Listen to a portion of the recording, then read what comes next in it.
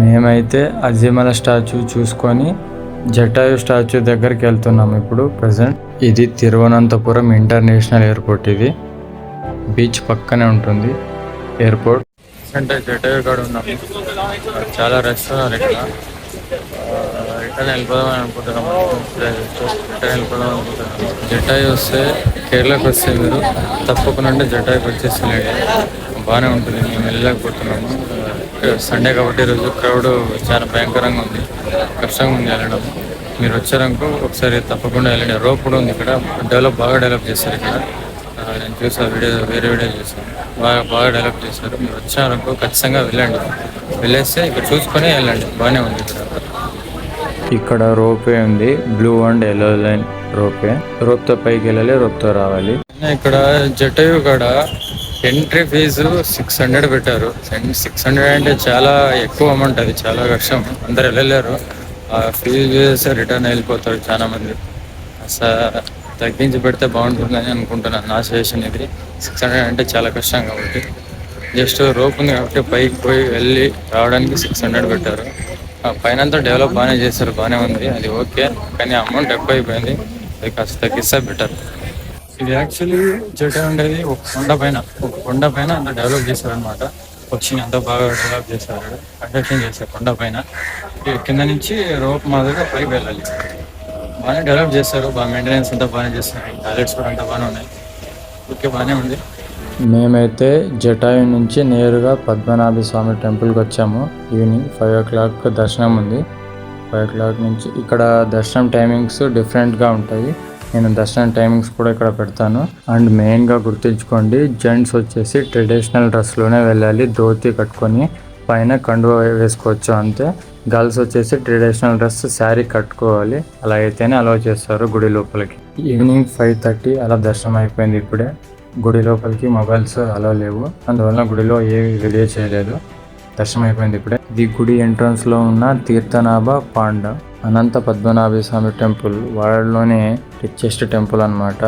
ఇక్కడ చాలా బంగారం, చాలా అసెట్స్ ఉన్నాయి. గుడివి చాలా బంగారం అలాగే నాణ్యాలు చాలా ఉన్నాయన్నమాట. ఇక్కడ అందరూ తిరుపతి గుడి రిచెస్ట్ అనుకుంటారు, కానీ కలెక్షన్ లో తిరుపతి ఫస్ట్, బట్ అసెట్స్ లో మాత్రం అనంత పద్మనాభ స్వామి టెంపుల్ హైయెస్ట్ అనమాట. టెంపుల్ కంట్రోల్ వచ్చేసి ట్రావెన్కోర్ రాజుల వంశస్థులే కంట్రోల్ చేస్తున్నారు. 2020లో సుప్రీంకోర్టు వచ్చేసి వాళ్ళే కంట్రోల్ చేయాలని ఆర్డర్ పాస్ చేసింది సుప్రీంకోర్టు. టెంపుల్ వచ్చేసి ఇండియన్ ద్రవిడియన్ ఆర్కిటెక్ట్ స్టైల్లో ఉంటుంది టెంపుల్. ఇక్కడ ఆలయ విశిష్టత, ప్రధానమైన దైవం. ఇక్కడ విష్ణుమూర్తి అనంతాశయన ముద్రలో ఆదిశేషుడిపై పడుకున్నట్లుగా దర్శనమిస్తాడు. ఈ విగ్రహం సుమారు 18 అడుగుల పొడవు ఉంటుంది.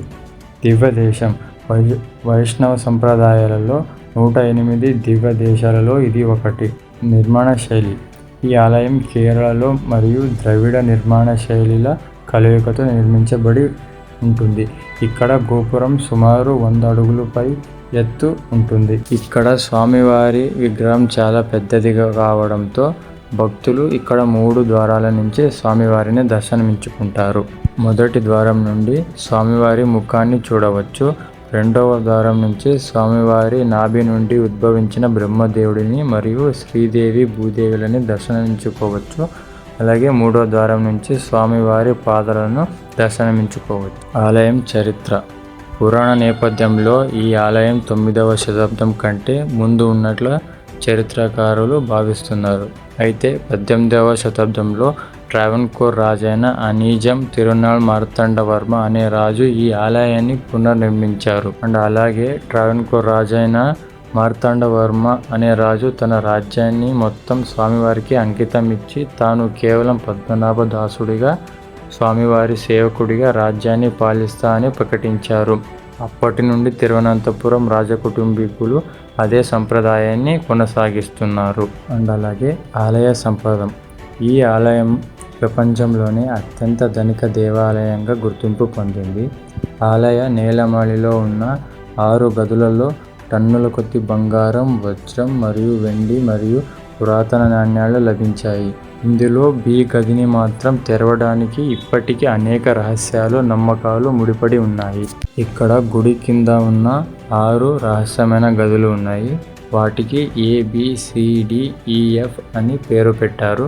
అండ్ అలాగే సుప్రీంకోర్టు ఆదేశాల మేరకు 2011లో ఆలయం కింద ఉన్న రహస్య గదులు తెరిచినప్పుడు అపారమైన సంపద బయటపడింది. C నుండి F వరకు ఉన్న గదులు తరచుగా ఆలయ పూజల కోసం, ఉత్సవాల సమయంలో వస్తువుల కోసం వాడుతారు. 2011లో A అనే గదిని తెరిచినప్పుడు ఇందులో సుమారుగా 1,00,000 కోట్ల రూపాయలు పైగా విలువైన బంగారం, విగ్రహాలు, నాణేలు, వజ్రాభరణాలు లభించాయి. 2011లో B గది మిస్టరీ. ఈ గదిని ఇప్పటి వరకు ఎవరూ తెరవలేదు. ఈ గది తలుపులపై పాము అంటే నాగుపాము బొమ్మలపై చెక్కబడి ఉంటుంది.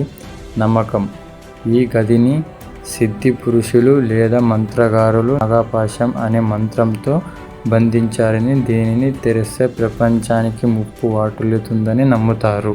మీరు కేరళ తిరువనంతపురంకి వస్తే తప్పనిసరిగా స్వామివారిని దర్శనమించుకోండి. నా వీడియో నచ్చితే ప్లీజ్ 1 లైక్. ఇలాంటి మరింత మంచి వీడియోతో మళ్ళీ కలుద్దాం. ఇట్లు మీ ఉదయ్. జై హింద్.